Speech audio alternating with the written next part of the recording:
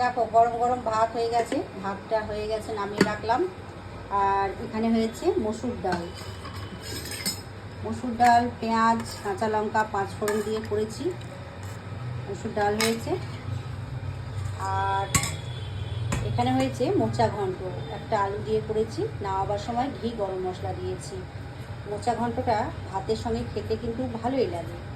আর এখানে সজনের শাক, কালো জিরে, কাঁচা লঙ্কা, রসুন ফোড়ন দিয়ে করেছি।